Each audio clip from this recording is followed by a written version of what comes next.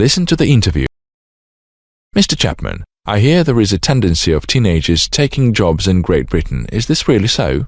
I would say yes. We all know that teenagers need money. The pocket money they get from their parents isn't enough to pay for mobile phone calls, the new CDs they want to have, and going out with their friends in the evenings. A lot of teens prefer not to ask their parents for more money. Instead, they get part-time jobs. That's what about 1 million school children in the UK do. And what jobs do they usually get? The most popular jobs for teenagers are babysitting and getting newspapers to people's houses in the mornings and evenings. Other jobs that young people do include working in shops, hotels, and coffee shops. They also do dog walking and cleaning. Do young people who work get the same money as grown-up people do, or they're paid less? They are not paid the same money. Many people think they are too young to get much money. But should young people be working at all?